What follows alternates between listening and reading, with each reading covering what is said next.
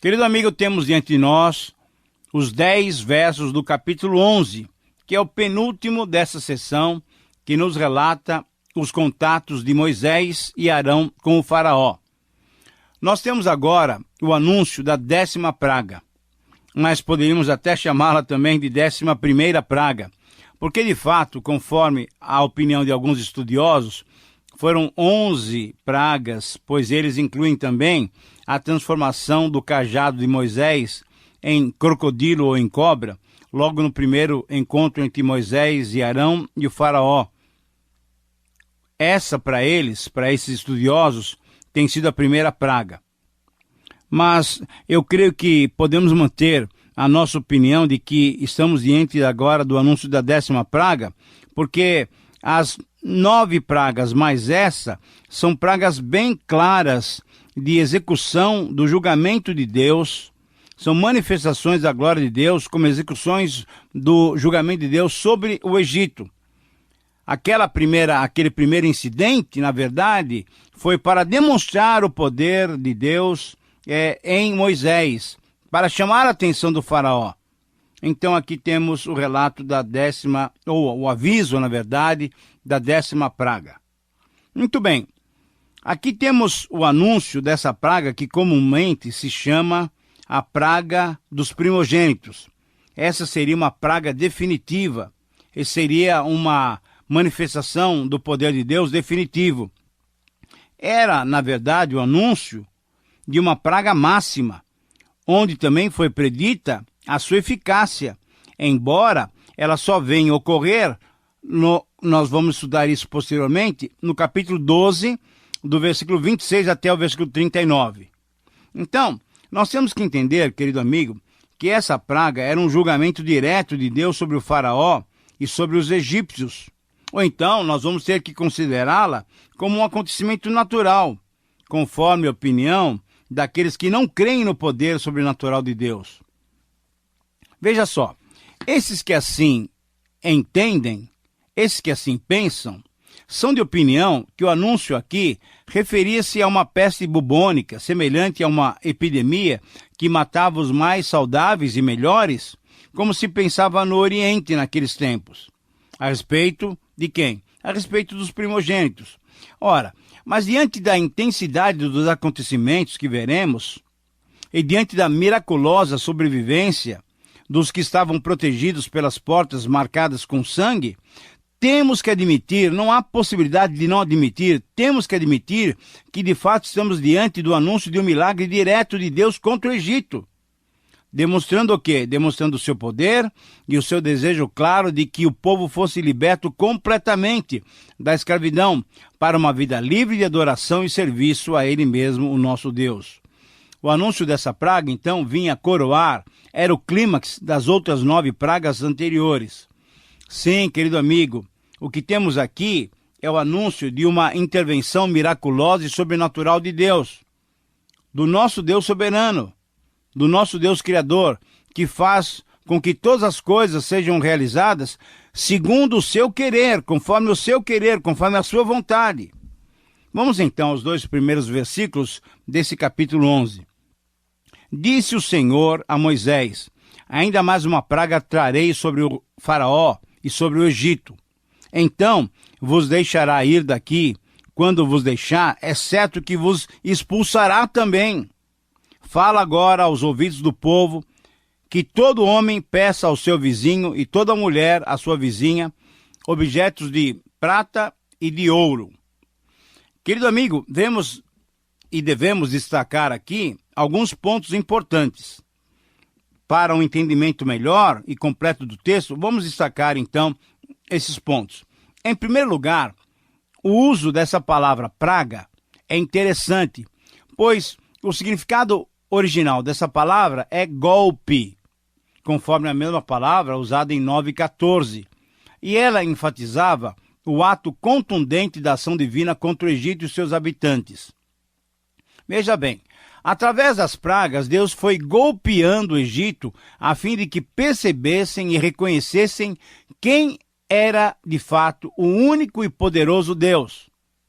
Em segundo lugar, devemos destacar também a promessa divina de que finalmente o faraó deixaria os israelitas saírem do Egito, indicando com isso que essa última praga seria tão terrível e tão insuportável, mesmo para um homem tão insensível e tão idólatra, como tinha sido provado que o faraó era até aquele momento, que ele não resistiria, ele expulsaria os israelitas do Egito. Em terceiro lugar, é digno de nota que Deus destacou Moisés, que não só o faraó deixaria o povo sair, mas muito mais do que isso. Na verdade, aquilo que nós já nos referimos, o faraó expulsaria Israel do Egito, demonstrando a sua completa incapacidade de se opor aos desígnios e aos atos poderosos do nosso grande Deus. Sim, querido amigo, é isso mesmo. O nosso Deus é assim mesmo. Quando ele age em definitivo, tudo acontece conforme a sua perfeita vontade. Então, diante dessa última ação, diante desse último golpe contra o Egito, o faraó certamente não queria ter mais nenhum contato com os israelitas e por isso os expulsaria da sua presença. Em quarto lugar, destaca-se a ordem de Deus a Moisés para que preparasse o povo para participar efetivamente do processo da libertação. Homens e mulheres de Israel deveriam pedir aos seus vizinhos objetos de prata e de ouro. É significativo esse fato porque pela primeira vez o povo participaria das ações poderosas e justas de Deus contra o Egito. Nas 9 primeiras pragas, o povo de Israel apenas presenciou, constatou e experimentou o poder salvador de Deus. Mas agora, eles deveriam participar diretamente da libertação definitiva. Ah, é isso mesmo. E isso exigia fé. Fé para acreditarem que os seus vizinhos egípcios seriam receptivos para atenderem aos seus pedidos. Até aquele momento, eles eram meros escravos na sua pátria. Agora, você percebe, querido amigo, como que Deus vai trabalhando de modo crescente com o seu povo? É assim também que Deus age. Deus age para conosco dessa mesma maneira. Ele vai de modo progressivo nos conduzindo a uma fé mais sólida, a uma confiança mais definitiva no seu poder e no seu amor. Mas em quinto e último lugar, devemos destacar o porquê o povo de Israel, nas vésperas de sair do Egito, foi orientado por Deus para pedir objetos de prata e de ouro. Tanto os homens como as mulheres deveriam participar ativamente da libertação. Mas então, por que eles deveriam proceder assim? Devemos responder numa só palavra: justiça. Exatamente, justiça. É que o povo de Israel tinha sido vítima da pior espécie de escravatura. Trabalharam para os egípcios durante décadas, durante séculos, na verdade, sem o salário justo. Trabalharam de graça, fazendo serviços forçados. Eles, na verdade, construíram cidades e provavelmente participaram da construção das pirâmides. Trabalharam como escravos sem serem assalariados com justiça. Serviram como escravos. Então, o que Deus estava fazendo? Deus estava fazendo justiça. Ao orientar o seu povo escravo a pedir objetos valiosos aos egípcios, Deus estava promovendo o quê? A reparação, estava promovendo a justiça. Deus estava promovendo a justa reparação daquilo que os israelitas tinham dado durante 430 anos. É esse, querido amigo, o sentido da passagem. Eu sei que muitos de nós podemos nos sentir penalizados com o sofrimento do povo egípcio durante todas essas pragas, apesar de elas terem sido provocadas pela dureza do coração do faraó. Mas é importante também reconhecermos que Deus estava castigando aquele povo que durante muito tempo, durante séculos, vinha mantendo debaixo da pior das tiranias os filhos de Israel, o povo de Deus. Então vamos ler agora o verso 3. E o Senhor fez que o seu povo encontrasse favor da parte dos egípcios. Também o homem Moisés era muito famoso na terra do Egito, aos olhos dos oficiais do faraó e aos olhos do povo também. Querido amigo, em relação à menção de que Deus fez com que seu povo encontrasse favor da parte dos egípcios, Veja só como as ações divinas em favor do seu povo sempre são positivas e surpreendentes. Embora estivesse estimulando a fé do seu povo, Deus também trabalhou nos egípcios, tornando-os mais sensíveis aos pedidos que fariam os filhos de Israel. É importante notar que as 4 referências bíblicas que mencionam esse episódio, por exemplo, 3, 21 e 22, que nós já estudamos, 11, 2 e 3, que estamos estudando hoje, 12, 35 e 36, que nós vamos estudar posteriormente na concretização desse pedido, e no livro de Salmos 105, 36 e 38, que posteriormente foi escrito como hino de louvor ao Senhor, todos esses textos, todos eles destacam de modo bem específico que os egípcios voluntariamente atenderam sem restrições aos pedidos dos israelitas. Mas, sem dúvida, tudo isso foi causado por quê? Por causa da intervenção divina. Quando confirmamos que o nosso Deus é um Deus bom, é um Deus bondoso. Provai e vede. Mas ainda em relação à última frase desse verso 3, que nos diz que o homem Moisés era muito famoso na terra do Egito, aos olhos dos oficiais e aos olhos do povo, é importante notarmos os milagres divinos realizados através das mãos de Moisés.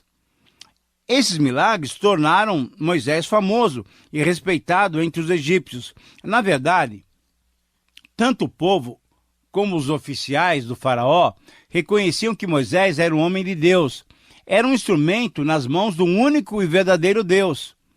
Diante, então, de tantos milagres, diante de tantos atos poderosos e principalmente diante dos golpes divinos que eles, povo e oficiais egípcios, estavam sofrendo, por causa da dureza do coração do faraó, eles reconheciam que Moisés era um representante do Deus único e verdadeiro, que estava com sua face voltada contra o Egito.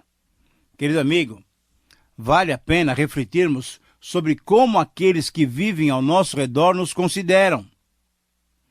Moisés era tido em alta estima pelo povo e pelos conselheiros egípcios. E você? Agora a pergunta é para nós.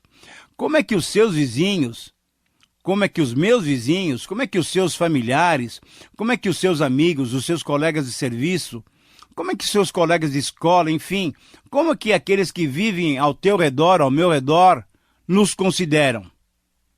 Eles têm visto em você um autêntico representante de Deus?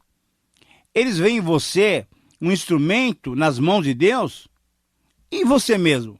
Você se considera um instrumento usado por Deus para fazer as obras divinas?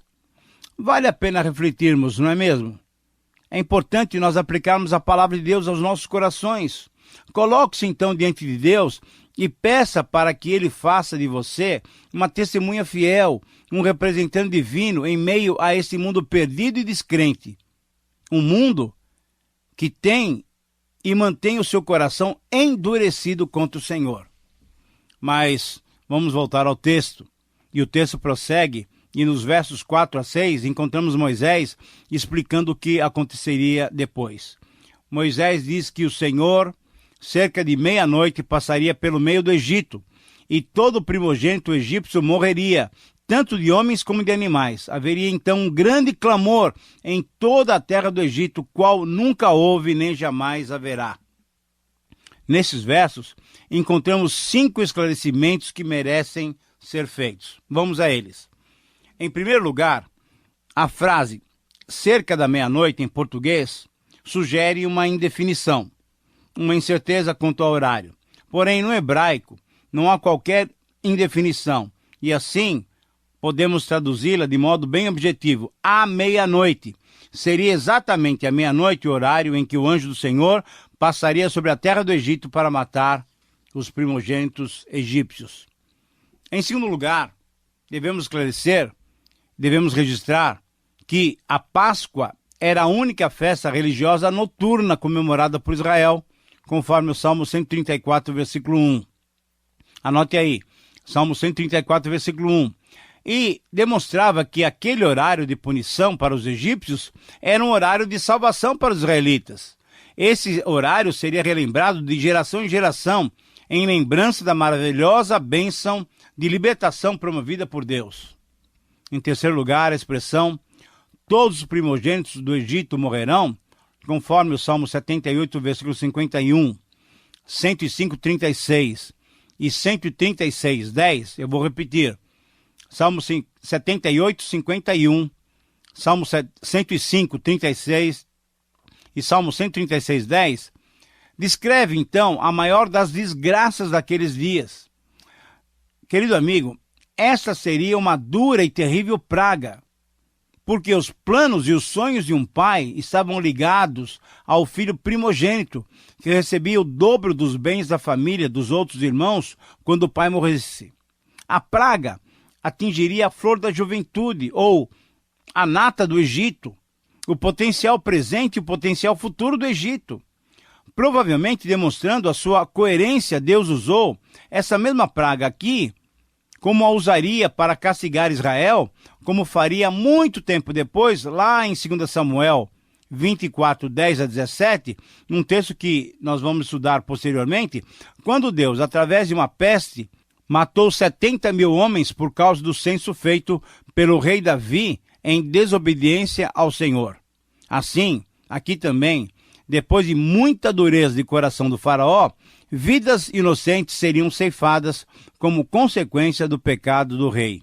Em quarto lugar, a expressão até o primogênito da serva que está junto a Mó, literalmente significa da serva que se assenta por detrás das duas pedras da Mó, que significa que do filho mais velho da escrava que trabalhava no moinho, onde se moía o trigo para o pão, serviço que era feito por um dos escravos mais humildes de todos, passando até pelos primogênitos dos animais que tinham sobrado das pragas anteriores, até o filho do poderoso e do próprio faraó, o rei do Egito, que se assentava no trono junto com seu pai, todos esses filhos mais velhos morreriam. Morreriam em demonstração do poder e do justo juízo de Deus sobre o Egito e sobre a sua população idólatra. E, finalmente, em quinto lugar, a expressão haverá grande clamor em toda a terra do Egito, qual nunca houve e jamais haverá, é muito significativa, pois mostra um dos propósitos do livro. Bem lá no início do livro, em 2:23, Israel clamava ao Senhor por libertação. No capítulo 5, versículo 15, Israel clamou ao faraó na sua angústia, mas a resposta foi negativa. Então agora, em 11:6, quem clamaria seria o Egito, suplicando que Israel o deixasse e levasse consigo os duros golpes que Deus lhe aplicava. Mas em relação à proteção aos filhos de Israel, mencionada no verso 7, com as seguintes palavras: porém, contra nenhum dos filhos de Israel, desde os homens até os animais, nem ainda um cão rosnará, para que saibais que o Senhor fez distinção entre os egípcios e os israelitas, é necessário fazermos 3 considerações fundamentais.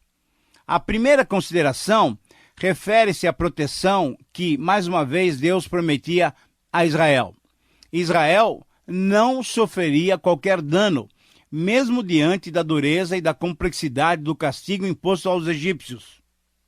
A segunda consideração refere-se à extensão dessa proteção. Até os animais seriam incluídos nessa proteção. Até os animais israelitas seriam alvos dessa graça divina operada por Deus. E a terceira consideração refere-se à dupla motivação dessa ação divina contra o Egito. Para que saibais que o Senhor fez distinção entre os egípcios e os israelitas. Os israelitas deveriam saber, deveriam conhecer ainda mais quem era o seu Deus. Quem era o Deus eu sou, que os libertava da forte mão do faraó.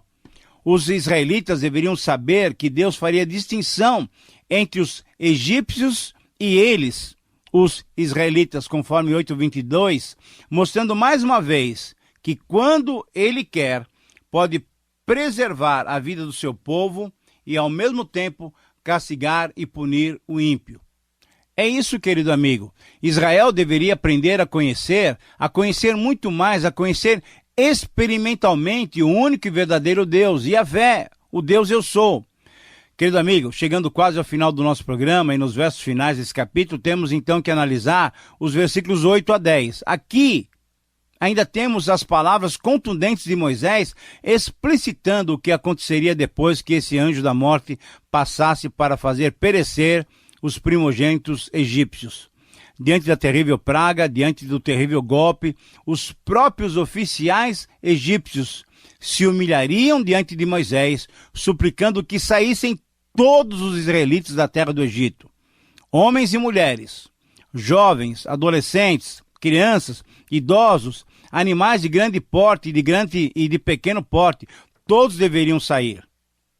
E ao ouvir esse apelo, então, Moisés e o povo sairiam do Egito com tudo o que lhes pertenciam, mas levariam consigo também joias de prata e de ouro, bem como vestidos e outros utensílios. Moisés, então, depois de tantas idas e vindas, estava irado por ter que falar mais uma vez com Faraó, e certamente ficou ainda mais irado quando Deus lhe avisou que mais uma vez o coração do Faraó ficaria endurecido. E esse endurecimento daria ocasião para mais uma vez Deus ser glorificado na vida do Faraó e do seu povo. Querido amigo, os planos de Deus são insondáveis, mas certamente eles visam a glória do seu próprio e poderoso nome. Temos que lembrar que muitas vezes o endurecimento, a dureza do coração do homem, trará a glória, redundará em glória para o nome do nosso Deus. Porque enquanto ele disciplina alguns, ele manifesta a sua graça e o seu perdão para com tantos outros. Não porque nós mereçamos, mas porque ele é um Deus de bondade e misericórdia. Bom, chegamos ao final de mais um tempo de estudo. Espero que você tenha aproveitado essas lições e que Deus lhe capacite a aplicá-las em sua vida. Deus te abençoe. Um abraço e até o próximo programa.